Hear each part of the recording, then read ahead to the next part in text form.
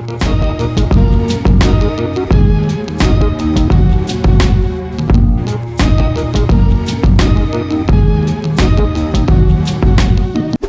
very happy that Yahtzee is back. He was great in 2017, one of my personal top 3 songs, and he's absolutely a great performer, as he showed in the Hungarian national selection.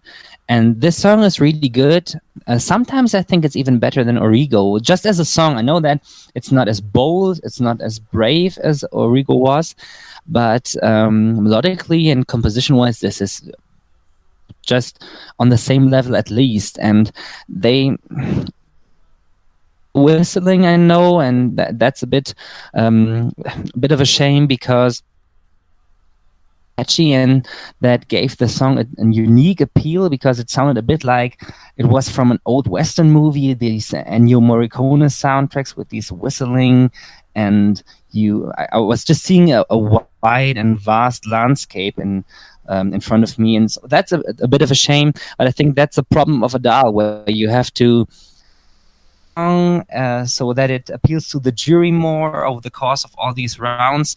They did a similar thing with Megfa last year, and that's always a bit of a strange kind of selection process, where they have the studio version, the original version of the song, and in the end it's always a bit different. But this time I think that's the first time that Hungary really did a revamp on this, and it doesn't do the song any favors, but that's not a big problem for me. It's just a small detail of this song. This is one of my favorites of the semi-final. Yeah, I kind of agree with you. Like, it's kind of like weird comparing this brand new revamp version compared to the older version. Like I like the older version. Like, I kind of miss the whistling, because I just thought that was like a nice detail for those of you who have seen the translation of the lyrics. But I do enjoy the revamp version. I think that maybe like this would play better on the Eurovision stage, because like I remember like when the original was out, people were concerned, it's a bit too subtle, it's not exciting enough, and they've kind of like added a bit more oomph to the song in this Eurovision version. I still enjoy it. You definitely can't fault his performance. Like I don't know if any of you guys have been following it, but I've been watching those ESC Bubble public reacts videos, and they did Hungary, and one comment that frequently came up is that, I don't understand what he's singing about, but I can just like feel the emotion, kind of thing. And I think that's definitely like the song's biggest strength. Like even though like hardly anyone outside of Hungary can understand Hungarian, I think like people would be able to feel like this is a song that means something, and then they feel that emotion. And I think that's what's gonna carry this through the semi-final. I think I see a lot of people like putting this as like borderline qualifier, but I'm fairly confident this is going to go through, I think. Was it better? Yeah.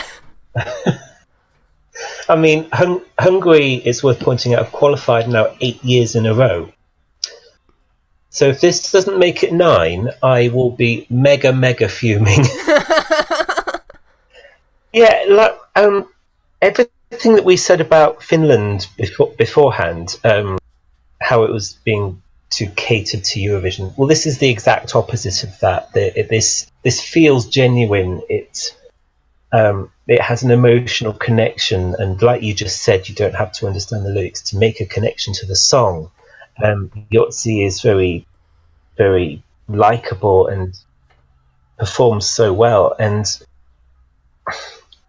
I also think that this is better than Origo. And Origo was great.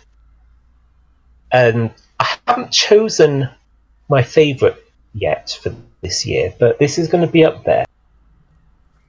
I'd say it's definitely in my top 5. I don't know where yet.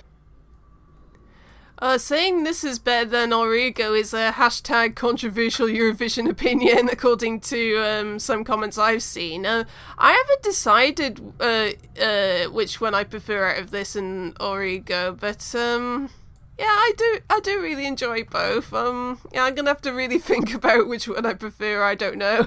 That's really tough, though. Okay, anything else on Hungary before we give it a score? Not really, except vote for it.